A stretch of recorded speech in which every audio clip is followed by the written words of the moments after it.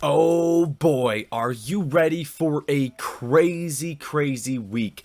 AMC stock looks primed for a rally. We talked about this in the last video and we'll go over some of the same information in this video, but you got a lot of economic data coming out this week. You got a lot of earnings that will be coming out as well. The most notable name is going to be Netflix, but also the S&P 500 as well as crypto are at very important, critically important levels, and this could start a continued bull market in 2023, and things could be a lot better than people give it credit for, or this could be the tipping turn point into new lows for 2023, guys. This is going to be an insane week.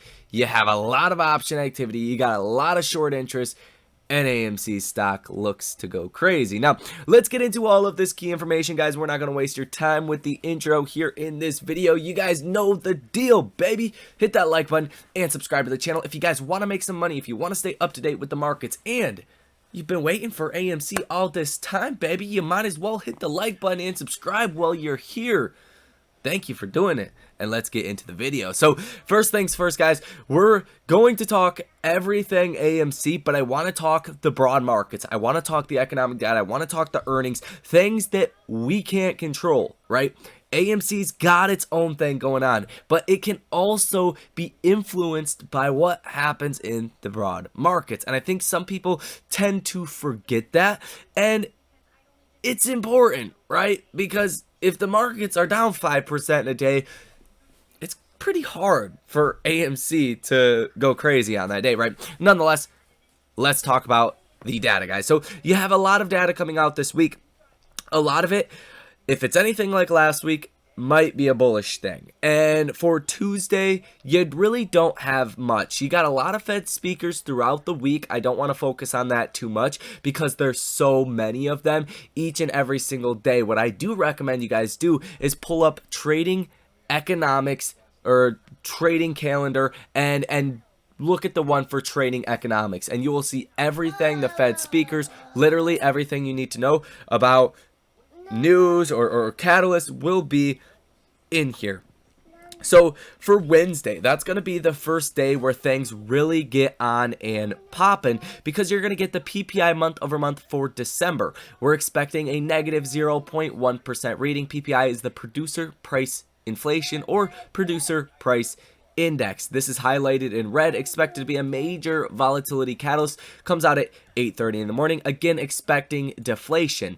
And the reason I said if these data points are anything like last week, it might actually be a bullish thing. That's because last week when you got CPI, it was a bullish thing because it came out along the lines of expectations. So if you get PPI coming out along the lines of expectations, you get retail sales coming out along the lines of expectations, well, the markets might continue to take that as a bullish thing. So you are expecting deflation month over month for PPI. You are going to get retail sales as well coming out at 8:30 in the morning on Wednesday. You're expecting a negative 0.4% decline, and last month was negative 0.6% of a decline. So a little bit better, but still a decline of almost 0.5% month over month.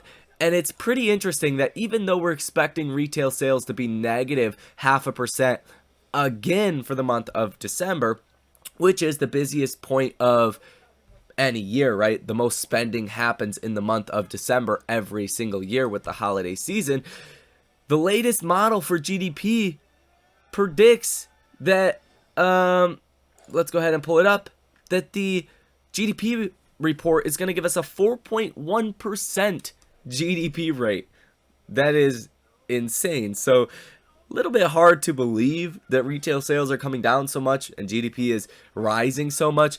We'll see what happens with all of that. It's going to be a little bit longer until we do get that GDP report, and that will be a big thing for the markets as well. Now, you're going to get PPI year over year, core PPI month over month, core PPI year over year. It's kind of like CPI, but the producer side of things, not CPI consumer price index, it's producer price index. So it also, like I said, will be super important. You're going to get Fed Bullard, you're going to get Fed Bostic, you're going to get Fed Williams, Fed Harker, Fed Logan, that all speak on Wednesday. So Wednesday is going to be a huge day for the markets. Thursday, 8:30 in the morning, building permits, preliminary numbers for December, not going to be as big, but you are going to have initial jobless claims coming out at 8:30 in the morning as well. For January 14th, we're expecting 207,000 initial jobless claims.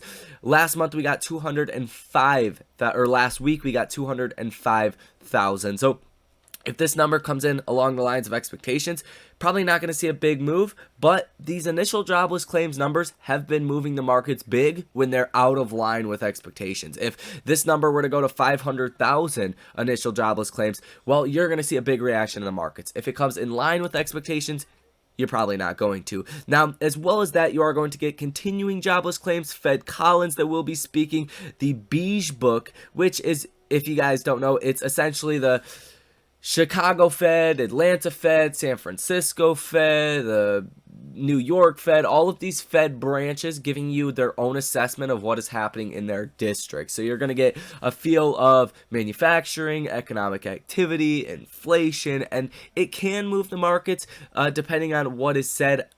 Again, I don't expect it to, considering we have many other data points that are going to be more important. So those are the big ones for this upcoming week. As far as earnings, guys, tomorrow pre-market, Morgan Stanley, Goldman Sachs, those are by and large investment banks. So I think the markets are already expecting pretty bad numbers from investment, and I don't think it's going to hold as much weight as the banks we got on Friday, like JP Morgan, Citi, Bank of America, right? The top dogs in the consumer banking industry. They didn't have good things to say, but a lot of their stocks actually went up. The markets obviously went up as well on Friday. It's like 7 straight days the markets have been going up. So it's already been a pretty decent rally. Now, Wednesday pre-market, Charles Schwab. Wednesday after hours, Discover. That's going to be a big one for credit defaults.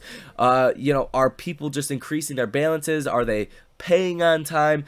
That's going to be a big one. They're a huge player in the consumer credit industry. And then on Thursday, the big one is going to be in after hours, and that is Netflix. And a big problem with this market, if you guys are broad market investors as well, is that the average analyst has 4% earnings growth for 2023 targeted, and Fed rate cuts the second half of 2023. If these earnings don't hold up in Q1, well, we're screwed. If these earnings do hold up in Q1 and can meet expectations along the lines of 4% earnings growth compared to 2022, it could be off to the races for the markets.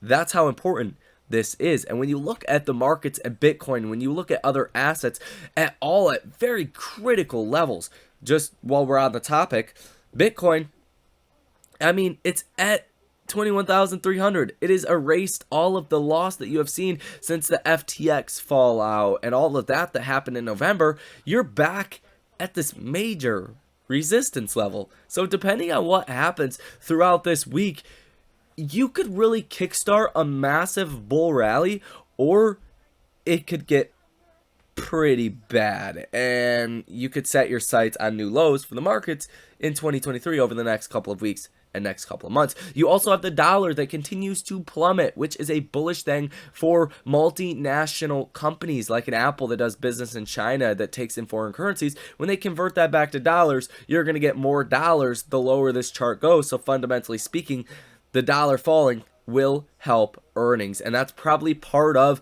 analysts' forecast for 4% growth.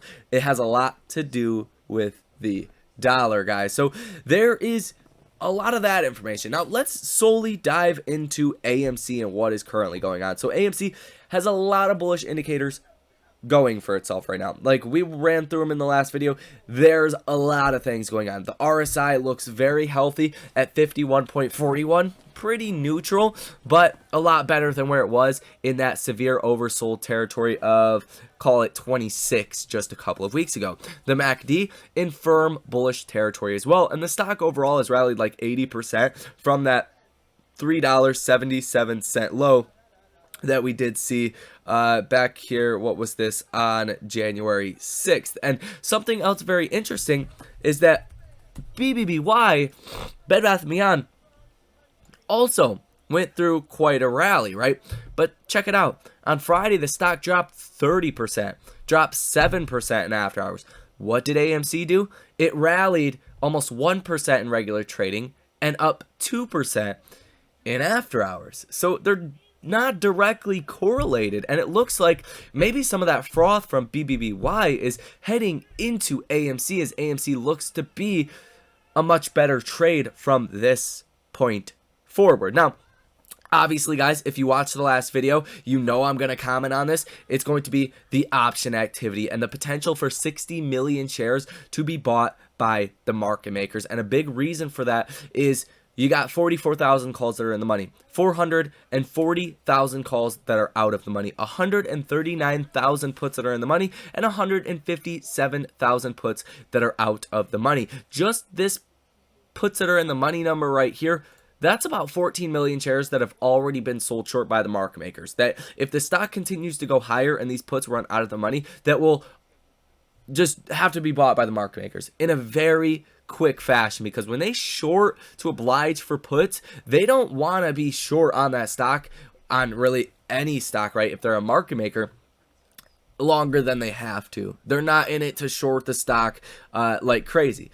Obviously, AMC is a little different with the dark pools, the market makers. They're kind of doing their own thing, but they don't want to be short longer than they have to. They don't want to have 14 million shares short if the stock is about to rally. So once you do get those puts that go out of the money, it causes a lot of buying pressure. And like we went over in the last video, if you can start to break above key levels, 550 is going to be the first key level for AMC stock to the upside for the calls and for the puts to run out of the money. But once you get to the $6 strike, that's a big one. 15,000 puts that are in the money, 16,000 calls that are out of the money. That overall is 3.5 million shares market makers would have to buy if AMC gets close to or above $6 per share. You're looking at about 300,000 shares that would have to be bought by the market makers at the what is that, 650 strike. At the $7 strike, 1.8 million on the call side. At the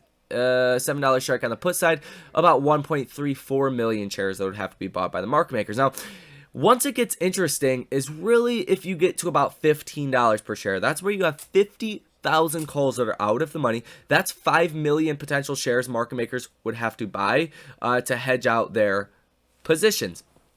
Also, on the put side, you got 41,000 puts that are in the money at the $15 strike. That means there's over 4 million shares that have already been sold short by the market makers to oblige for that $15 put. So you're talking millions of shares, not hundreds of thousands of shares for this week. You're talking millions of shares. And unfortunately, the S&P and major asset classes are at very important resistance levels. Like AMC closed right on this descending line of resistance, and we are above the 200-day moving average, which is good. We've been above that before and got rejected at this line every single time. Every time you have broke above this 200-day moving average, this teal line, and continue to rally, you got rejected at this trend line. Same thing back here briefly. Broke out above, got rejected same day, came back down a couple days later. Same thing back here.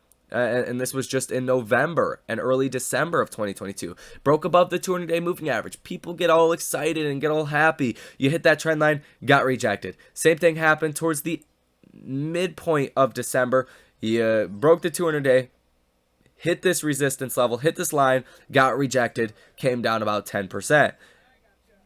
May or may not happen this time around. If it does not happen this time around, well, you're going to totally change the trend. This is an overall trend. If you break this and get a solid break of this, talking 410 or 415 on the SPY, you're in for a major bull rally. And maybe the average view of analysts to have a bad 2023 and a good second half of 2023 might all be wrong after all. And a big data point that I do want to point out to you guys is that if you have a red year like we did in 2022, 87% of the time the next year is green by double digits. So statistically speaking, we should have a green 2023, but everyone is calling for this doom and gloom for the beginning of 2023, guys. Now, before we go ahead and give you guys the price prediction and wrap up this video, we're going to look at the Ortex data. So if we take a look at the Ortex data for AMC,